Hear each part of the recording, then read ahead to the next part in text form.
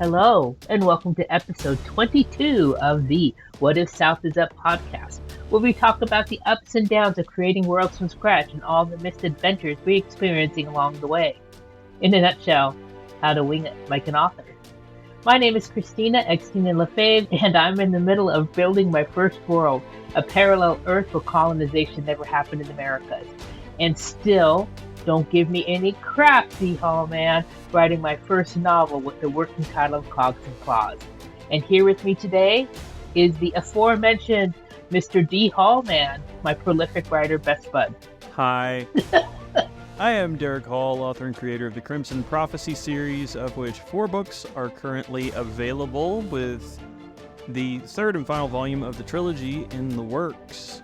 So what are you drinking today, Xtina? I am drinking the rest of my husband's birthday present, that maple bourbon I had a few episodes ago.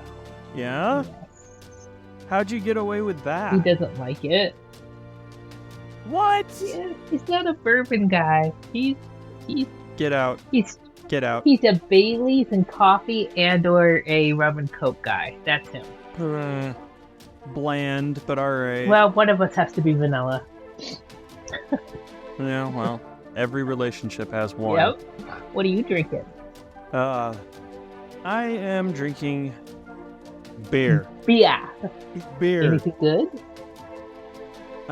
Elysian Dragon's Tooth Stout. Ooh, a stout. I love a good stout. It is an imperial oatmeal stout with notes of chocolate, oats, and citrus. Oh, that sounds good. 8% alcohol, so this ought to be fun. This'll be fun.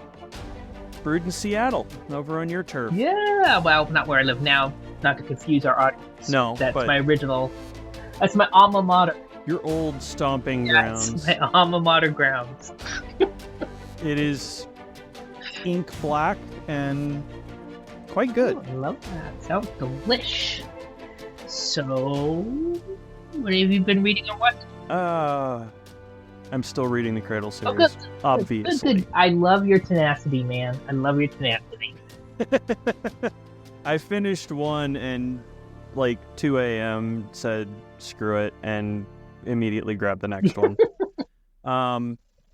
Because we were actually talking about this in critique group yesterday, because another friend of ours, mutual friend and former podcast guest, Meg Lindsay, is also a fan of these books, and she made a really good point. She said he is an absolute master of wrapping up a book and making it exactly the length it should be, but leaving you on enough of a cliffhanger that you want to dive straight into the next one. Oh, I love that. I can vouch. Yeah. Because I can't not dive at this point. I gots to know. Yeah. So, still reading that, but I've also been beta reading a ton of books for the Inkfort Publishing Derby, because we are in the beta phase for that right now. I can't talk about it.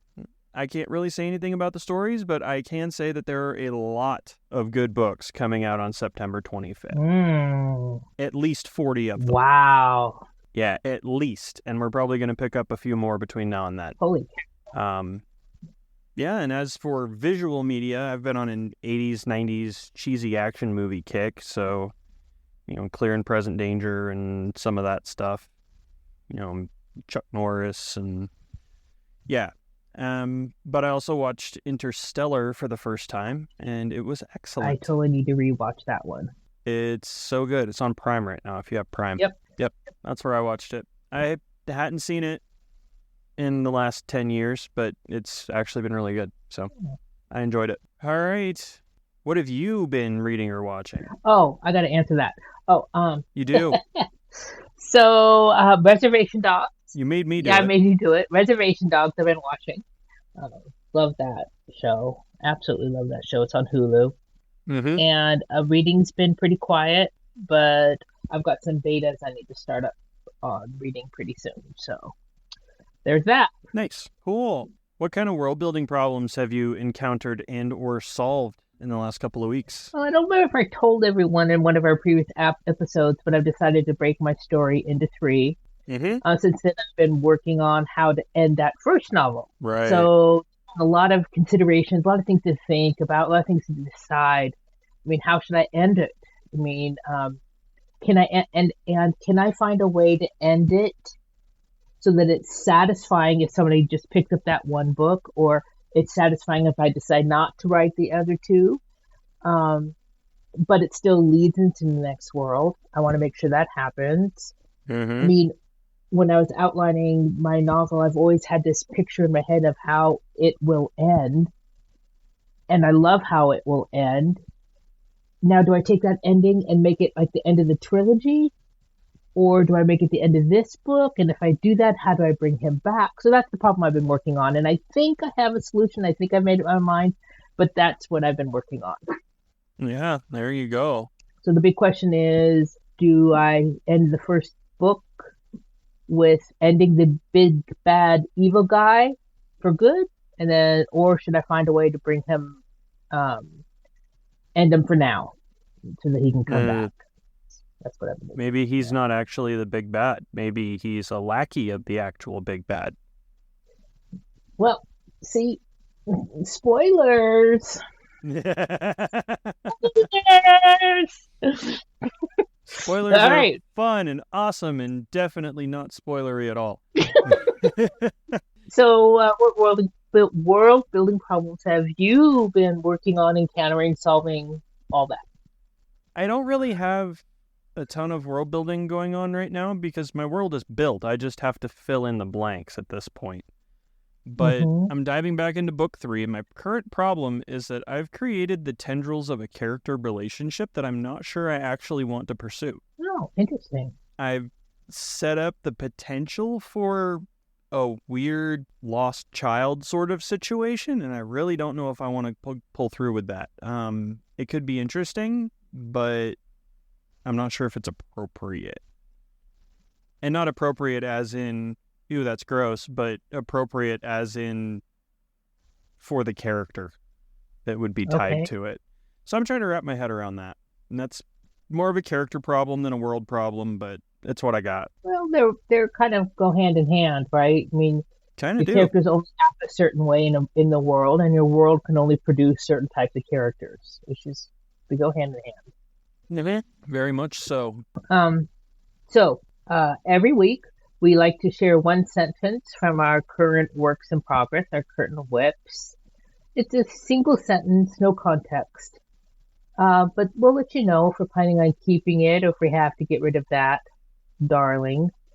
So, Derrick, are you ready for Darlings, Dead or Alive? I am ready. Are you ready? Okay, of course I'm ready. All right. Anton's initial impression was of an unkempt embarrassment wrapped in lard. Yeah, you and your describing of people or things. So the way that you describe people describing things is actually very, very interesting. It's you do good. Yes. Yeah, this is definitely about a person. Yeah. Yep. Yeah, that's very first draft. I don't know if it's going to stay or go. It'll probably stay. I like it too much. Yeah. It's I'm a not good one. one for cutting things that I like. So, I had trouble today finding one that I finding a line that I like. So this is just one that I just it's not it's just a line. So I'm just gonna read it. it's a line. Um, it's a line. Leaning her head onto Anisha's and smelling of fresh cut apples and clean linen, Uki said, "Patience, Anisha Kia. You can always be a hero another day." No, that's sweet. Yeah, it's sweet. It's sweet. It's It's 35% of a moment. Um, yeah. Sometimes it's really, really hard to pull out. I have great paragraphs, right, that I just want to share. oh yeah, same. Pulling out a single line is so hard. Well, like even mine here, it's one line, but that one line is part of a 5 or 6 sentence paragraph describing this dude, and it all goes together so well. It was hard to Yeah, pull one line. I'm like, I want the whole exactly. thing. Me too. I was like, oh my God, this is so good, but I can only, you know, Yeah, yeah, yeah, it's tricky. It's tricky, yeah. but we made the rules, so We the rules and we we have should to probably follow them follow them until we change them. until we change them. Yes, because we've done that before. We're allowed Yeah. to. We're the bosses.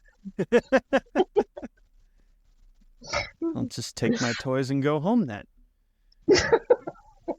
All right, on to the point of the show and our favorite game. Each week we roll a d20, 20-sided die, which helps us randomly choose from our perpetual list of 20 scenarios.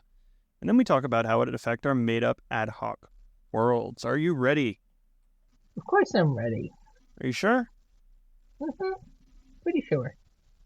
All right, let's see here. Number 14. What if music were banned? I have very, what's the word I want to say? I have very strong opinions on this. So I'm going to actually let you go first. Well, that's a shame because I'm going to let you go first. No, honestly, I'm not entirely sure what to say about this because music does not play a huge part in my books. So I haven't put any thought into this. Like, it's there in the background at parties or whatever, but the largest role music has played in my books is actually for funeral processions. So it's a tricky thing to think about. But Yep. if you assume that music is part of everyday life, even in a situation where you don't have recorded music and it's all just somebody, picking their lute or whatever, singing in the fields, working, that sort of thing, banning music would be ridiculously difficult. And it would be ridiculously difficult to enforce. But if you somehow managed to get past the logistics of it and actually did it, you would end up with a serious morale problem. At least that's my theory. And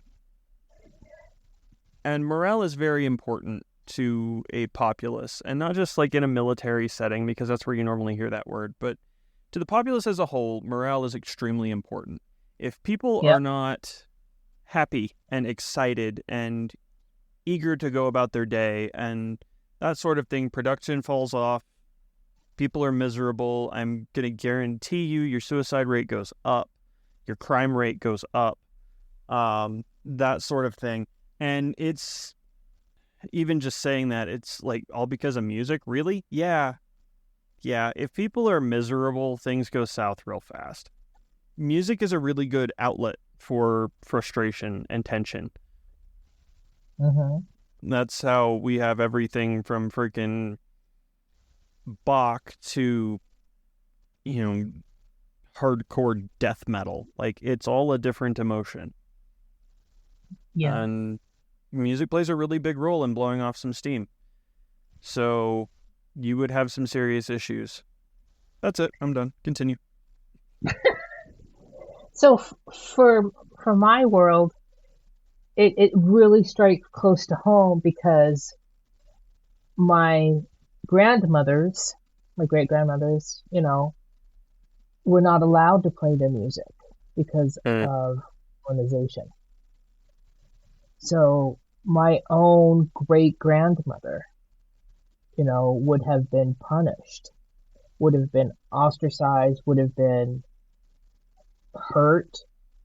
Even my grandmother, who was in a residential school, would have for been sure.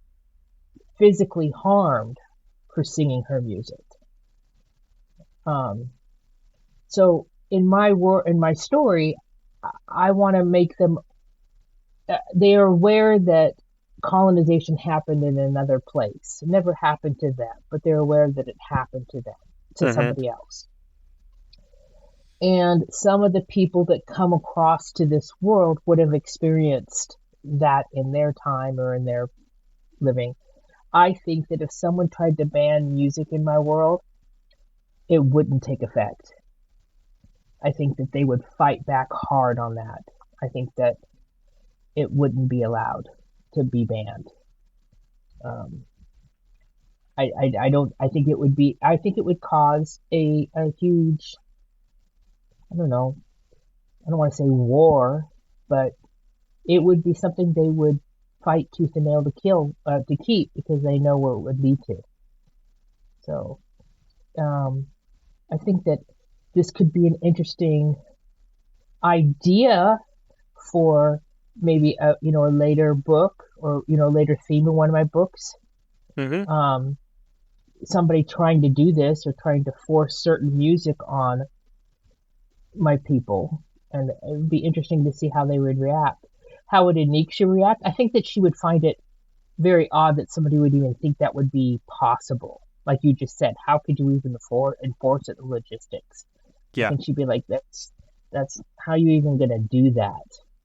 But for in my world, I have in my world building, building my world, and in my world wiki, music Mm-hmm. is extremely important to their spiritualism. But I don't have I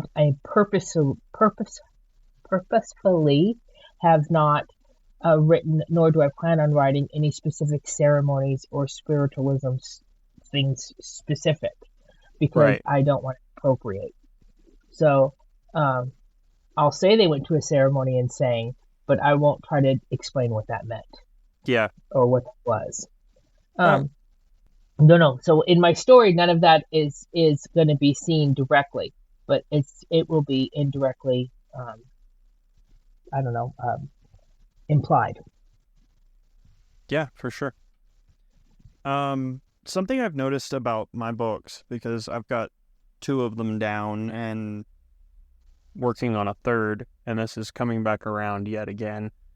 Um, I use music specifically in the context of a funeral as a way to describe individual cultures. It's a good way to use it. Um, it's not this culture does this kind of music. It's this funeral is tied to this culture, and there's music that sounds like this. And it's not Hmm. even, well, it was in the key of B flat at 80 beats a minute and whatever. No, it's like this happened. So it's a very generic description, but the times that I've done that, and there's two of them so far, they're very different and they feel very different. Which I didn't necessarily do on purpose, but yeah, I was just thinking about that. Music makes a lot of impact. Um, Movies without music wouldn't be the same. You can't watch Lord of the Yep. Rings without Horner's score. You can't watch Star Wars without the classic John Williams fanfare. Jurassic Hmm. Park wouldn't feel the same. Nothing would feel the same. Music is extremely important. And if you erase that from a culture, you're losing a significant part of the culture. I think it would be interesting to add where different cultures use music. Like you Mm-hmm. said, for a funeral, you know, um, not all cultures use music for a funeral. No, no, Uh, they don't. Not all cultures use music at a wedding. Not all cultures use music when they're sorrowful. You know, so I think that in, putting in the world of when one culture, even one particular person, you Mm-hmm. know, um, when some people get angry, they wanted to listen to death metal, right? They just Hi. and when I get sad, I want to listen to some, you know, Indigo Girls. I mean, it's we To all each have their our own. to each their own, right? Do I listen to Indigo Girls every day? No, but my point is that it really can help to define, like you said, a culture, and I think it can help define an individual. I think it's interesting, even in the fantasy world, you know, even in like yours is more medieval type of fantasy environment setting. Mm-hmm. an art could call on a ludist, right? Mm, Uh, because she's feeling something or not feeling something, right? yeah, It's something that I hadn't considered to help define my individuals for sure. yeah. Yeah, it makes a really big difference. Like, it seems like a small thing, but in the course of building a world, it can actually be rather significant. I think Um, it can. I can think it can add just as much as food can. oh yeah, yeah. And everyone knows that I love to describe food in my books. Everyone who's read them has been like, "You talk about food a lot." I'm like, "I know." I know. But um, food is important. Food Well, I think is it also adds texture to your world. it does. But even looking at our world, food is a huge part of what makes a culture unique. Granted, a lot of Yes. that is geographic. It's what you can grow, it's what you can raise as far as livestock. You go to the Middle East, it's lots of rice and saffron and lentils and goat meat and things like that. You come out where I am out in the American West, and it's beef. Everything is about beef. You go to Texas, Yeah. everything is about beef. You go to somewhere along the California. coast, say Florida, it's all seafood. I You was know, going to say it's California's all avocado toast. yes, it is avocado toast and soy milk. Yeah. Um, and Portland survives on beer and meth. So Oh! shots fired. Uh, it's true though. But yeah, it's a very regional and cultural thing. So And it's adding even individual thing. food, it is an individual thing.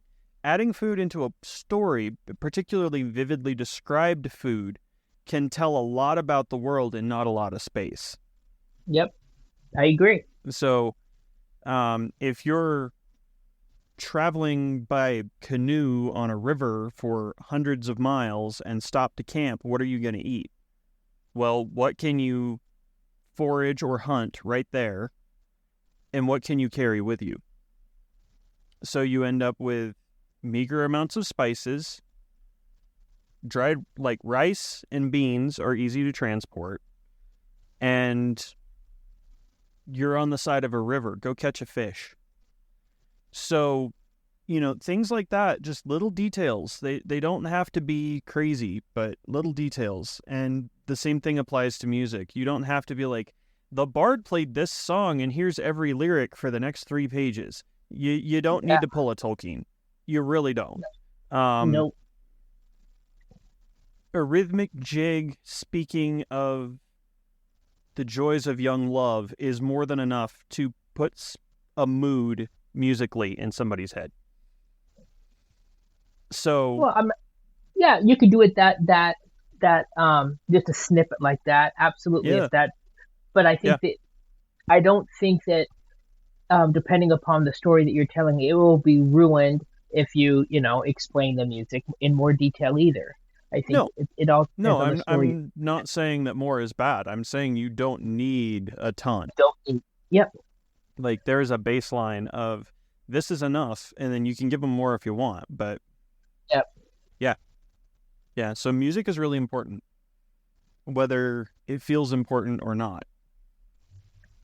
As a quick sidebar, I want to apologize to the listeners for how I sound today. If the sound comes out tinny or boxy or Wonky, there's a lot wonky. If it comes out wonky in any way, I fell pinky. down and twisted my ankle, and my recording stuff is all on the first floor, and I'm on the second floor, and it takes a long time to go down those 13 steps on crutches.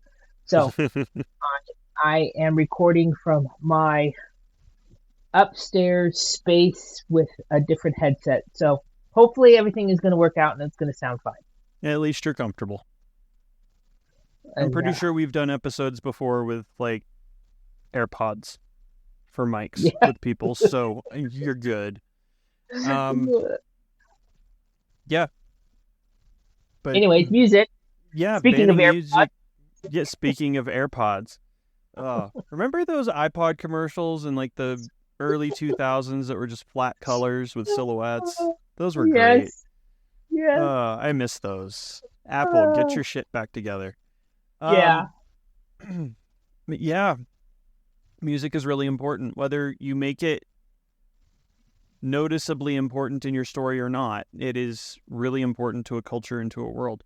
So banning it would definitely have a serious effect on the culture and on Individual. Yep. your individual people. Hmm. Yep. I'm gonna fight for my Indigo girls. There's no accounting for taste. That was the best example I could come up with. Uh, Okay, well, that was fun. that was awkward. If you're a world builder, newbie or not, and would like to be on our show, we would love to hear from you. That includes D&D or the role-playing game people, writers, authors, anyone who likes to create worlds. You can let us know by going to our website, whatifsouthisup.com, and leaving us a message, or you can reach us through our Facebook page of the same name. Also, we're always interested in more what-if questions to add to our list. If your world has something interesting about it that you would like to pose to us and see how it plays out in our worlds, we would love to hear from you. And we'll give you credit. We'll absolutely give you credit, and if it's particularly interesting, we might even bring you on the show. There you go. Yeah. So make it good. Make it good. Or just keep sending us ideas until you get a call back. That worked. Xtina, where can folks find you on the interwebs? uniquelyxtina.com, or just about on any of the socials as uniquelyxtina. What about you, Mr. Derrick?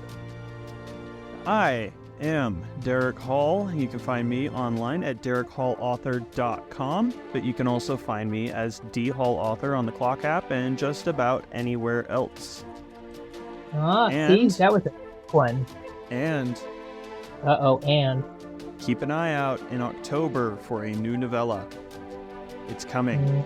Top Secret #1 is with betas right now, and we'll be releasing in October.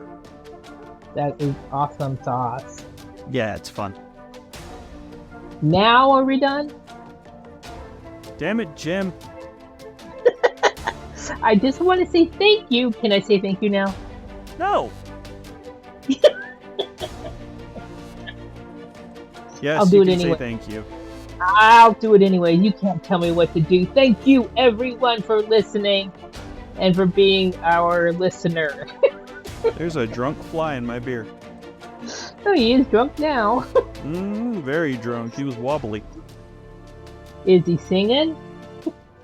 No, music must not be important to him. Music's not important to him. All right. Goodbye, everybody. Yeah, goodbye. I'm trying to do the Star Wars theme, and I just can't. I just can't pull it off out of my head. What's that? That one, the Darth Vader march. Bum bum bum bum bum bum bum bum bum. There you go. Bum bum bum bum bum bum bum bum bum. See? Now